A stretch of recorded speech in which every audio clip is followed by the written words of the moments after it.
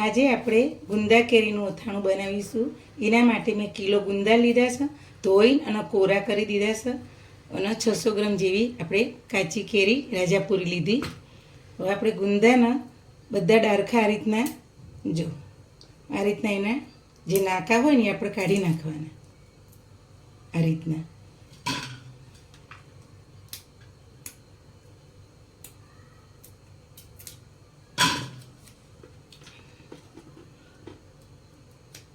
જો આવા અત્યારે માર્કેટમાં અથાણાની સિઝન છે એટલે સરસ ગુંદા મળી રહેશે.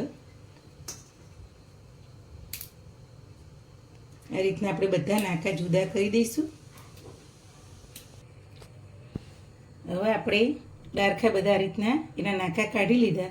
હવે આપણે આ રીતના હાથની મદદથી આ રીતે હલકા હાથે દબાવવાનું અને પછી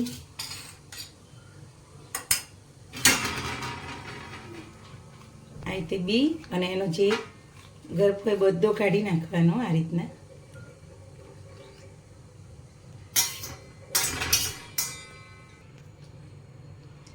આપણે આ રીતે ચમચી આ રીતના મીઠાથી બોરીને પછી આ રીતના બી કાઢવાનું એટલે ચીકાશ ઓછી આપણા હાથે લાગે અને બધો પલ એનો નીકળી જાય. જો સરસ આ રીતના બધા ઠીડી આપણે કાઢી લઈએ. જો આપણે સહેજ વગરીએ પણ મીઠું આ રીતના લગાવવાનું એટલે ચીકાશ પકડે ને એટલે આપણને મીઠું ઓડાડીએ તો ફાવે.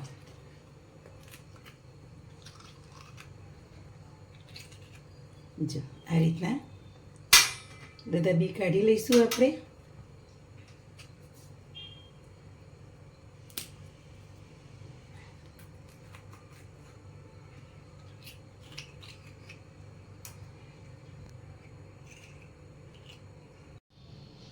હવે આપણે બધા ગુંદામાંથી ઠીડિયા જો કાઢી નાખ્યા. સરસ બધા આપણે ઠીડિયા કાઢી નાખ્યા. હવે આપણે કેરીને છોલી નાખીશું.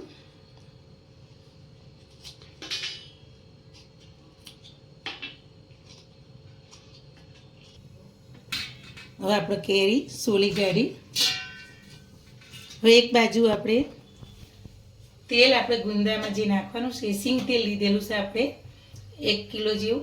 એમાંથી આપણે થોડું રાખીશું, પછી બરણી ભરીશું, ઓછું પડશે ને તો જ નાખીશું. બરાબર? એટલે આપણે તેલ ગરમ કરી અને ઠંડુ થવા દેવાનું છે. એટલે આપણે એક બાજુ તેલ ગરમ કરવા મૂકીશું ધીમા તાપે. હવે આપણે અડધી કેરી છીણીશું મસાલામાં નાખવા અને અડધી આપણે કટકી કરીશું. આ રીતના છીણી કાઢીશું.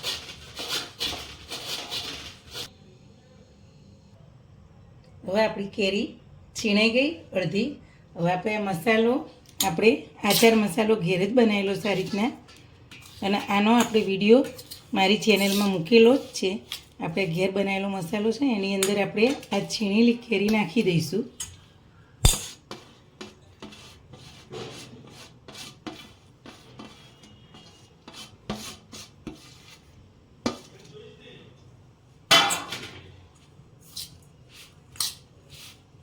આ રીતના બધી કેરી અંદર મસાલાની અંદર મિક્સ કરી દઈશું.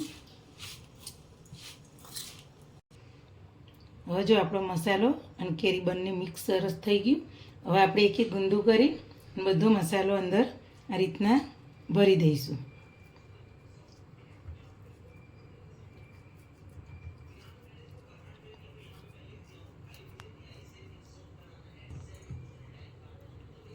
જો આ રીતના મસાલો સરસ ભરી દેવાનો માપનો, અને આપણે આ રીતના મોટી તપેલીમાં મૂકીશું.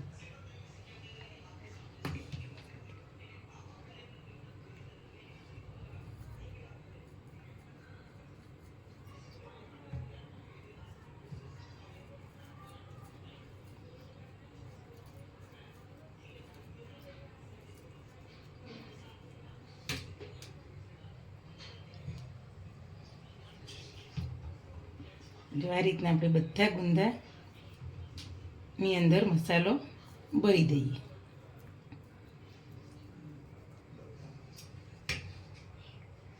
આપણે ગુંદાની અંદર દીધો.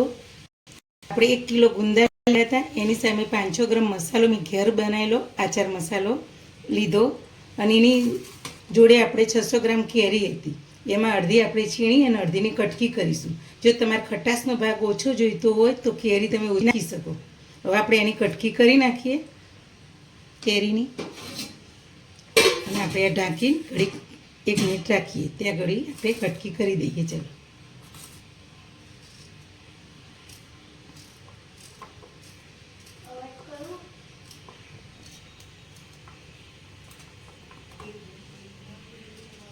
તમારે જેવડી જોઈતી એ પ્રમાણે કેરીની કટકી કરી દેવી.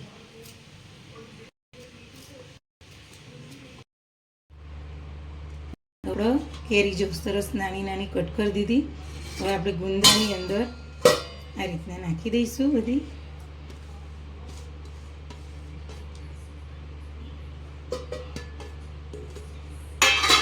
અને પછી આ રીતના મિક્સ કરી દઈએ.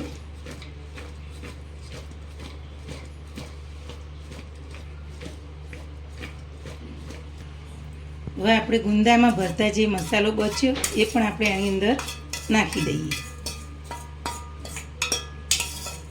અને તેલ આપણું ઠંડુ થાય એટલે જ રેડીશું.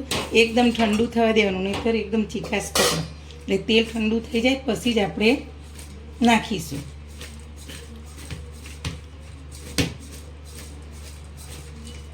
જો હવે આપણે તેલ ઠંડુ થાય પછી નાખીશું.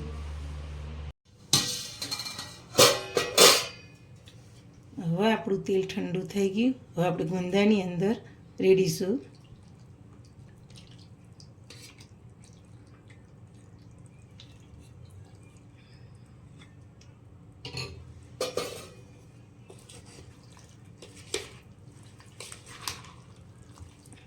હવે આ રીતના એકવાર મિક્સ કરી દઈશું.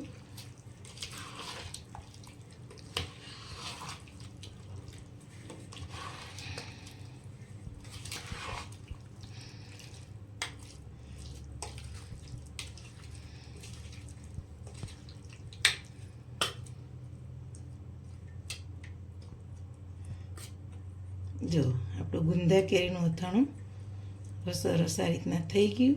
હવે આપણે 1 દિવસ તપેલીમાં જ રાખીશું ને પછી બરણીમાં ભરીશું. એ મસાલો તેલને બધું સરસ મિક્સ થઈ જાય પછી એકવાર હલાવીને પછી બરણીમાં ભરી દઈશું. હવે તેલ આપણે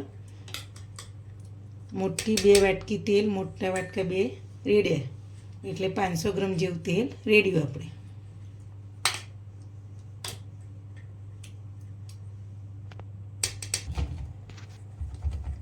હવે આપણે તેલની જરૂર નહીં પડે. 500 ગ્રામ તેલ થઈ રહ્યું સરસ, બરણીમાં રેડવાની જરૂર નહીં પડે. મારું આ ગુંદા કેરીનું અથાણું તૈયાર થઈ ગયું. આવી નવી વાનગી જોવા માટે, નવી વસ્તુ જોવા માટે મારી ચેનલને શેર કરજો, લાઈક કરજો, સબસ્ક્રાઈબ કરજો.